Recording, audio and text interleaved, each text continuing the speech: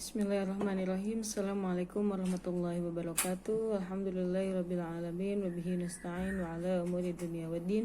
Wassalatu wassalamu ala asyrafil anbiya'il mursalin wa ala alihi wa ashabihi ajma'in. Alhamdulillah fi hadzal yaumil mubarak naltaqi marratan ukhra fi fasl awwal syari'ah wa ma'ana fi hadzal yaum min darsi fiqhin nisa'i min kitabi fatawa wa ahkamil mar'ah fil Islam li Syekh Ad-Doktor Syauqi 'Allam Mufti Diyaril Misriyah.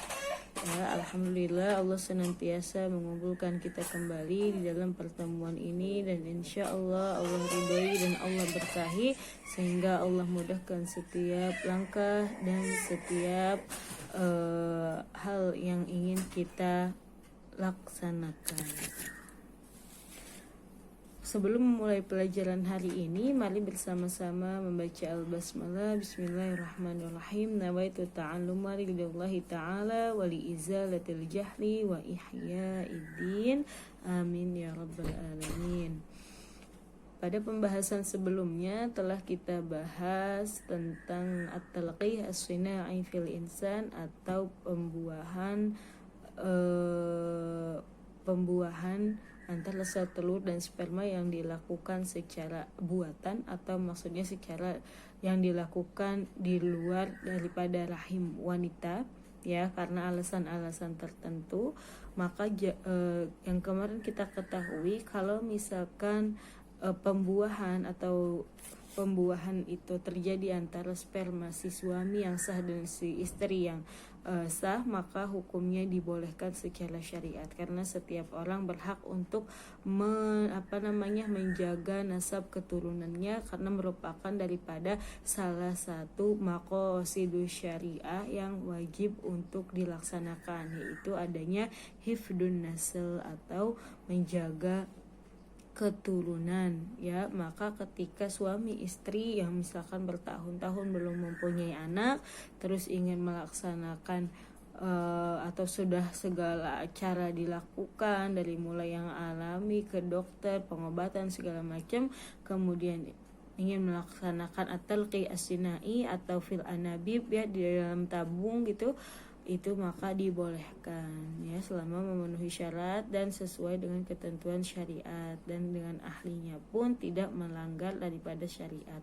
Tetapi kalau misalkan at-talqih, pembuahan ini dilaksanakan antara misalkan maninya suaminya, kemudian sel telurnya bukan sel telur istrinya, atau sebaliknya misalkan sel telur istrinya dan maninya bukan mani suaminya, maka itu tidak diperbolehkan menurut syariat, karena sama saja mendorong seorang kepada az-zina meskipun tidak dilaksanakan secara fisik, ya.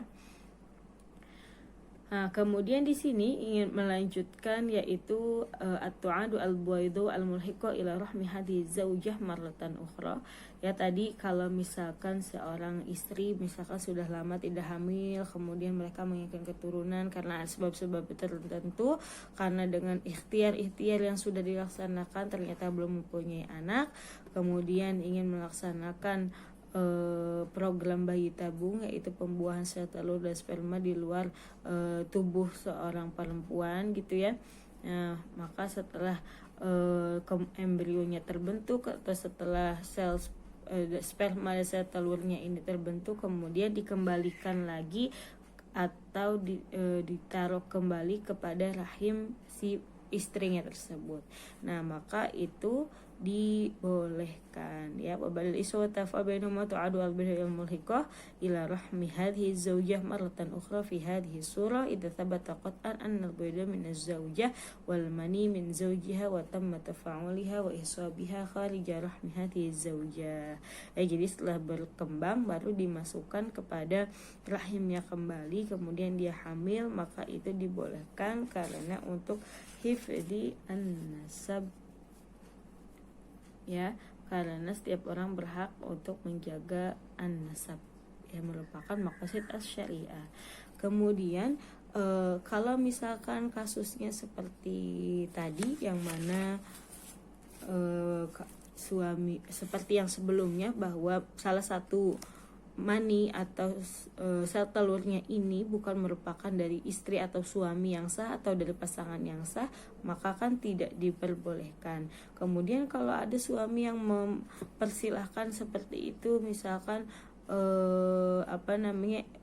udah karena maninya dia mungkin kurang bagus atau segala macam, maka mengizinkan istrinya untuk melakukan proses bayi tabung ini dengan mani laki-laki lain. Ini tidak dibolehkan ya, karena sama saja mendorong kepada zina.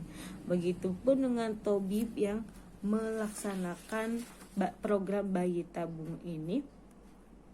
Ketika bayi tabungnya ini dilaksanakan bukan karena dua pasang yang sah tersebut atau suami istri yang sah tersebut ya, maka itu tidak dibolehkan. Tetapi kalau at-tabib ini melaksanakannya dengan ketentuan syariat ya, dan tidak ada larangan di dalamnya, seperti dilakukan memang dari sperma dan sel telur si suami istri yang sah ini, maka diperbolehkan. Karena Islam memperbolehkan seseorang untuk berobat supaya hilang darinya penyakit dan segala musibah ya. Hadis asy-syarif qalatil Arab ya Rasulullah alla natadawa, apakah boleh kita untuk berobat? Qala na'am ibadullahi tadawu, maka hamba Allah itu berobat gitu ya.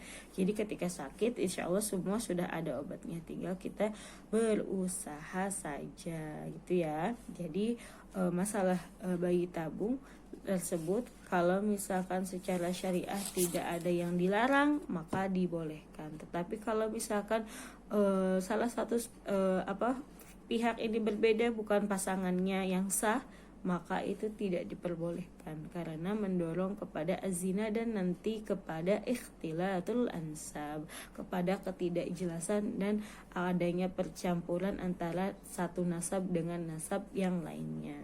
Kemudian selanjutnya adalah tasmiyatul maulud ya. Hak bagi siapa sih untuk boleh memberikan nama kepada anak itu? Man lahul haq fit tasmiyatil maulud, siapa yang lebih berhak untuk memberi nama kepada anak yang baru dilahirkan ketika misalkan ayahnya dan ibunya itu berbeda pendapat gitu ya. Wa ma hukmu syar'i fi mukhalafati zaujah li rughbati zaujiha fi tasmiyati auladihi minha bi asma'in muhabbaba ilaihi ya. Jadi misalkan si suami istri mempunyai anak, kemudian ingin memberikan nama dan ternyata tidak sepakat antara suami dan istri. Suami mungkin inginnya namanya Ahmad ya, istrinya ingin namanya Muhammad, berbeda, maka siapa yang lebih berhak untuk memberikan nama kepada anaknya. Minal wajib ala zawjaini an yakuna muttafiqaini wa mutafahimaini fima bainahuma hatta tasudu bainahuma al mawaddah wa rahmah musdaqan liqoulihi ta'ala al ayah 21 min surat Rum ya. Jadi wajib merupakan keharusan bagi seorang suami dan istri untuk saling mengerti, saling paham, saling sepakat atas apa yang akan mereka lakukan dan atas apa yang akan mereka jalani, supaya terciptanya rasa mawaddah warahmah, adanya rasa cinta dan kasih sayang, seperti dalam ayat 21 surat Ar-Rum, min ayatihi an khalaqalakum min anfusikum azwajan litaskunu ilaiha wa ja'ala bainakum mawaddatan wa rahmah inna fi dzalika laayatin liqaumin yatafakkarun.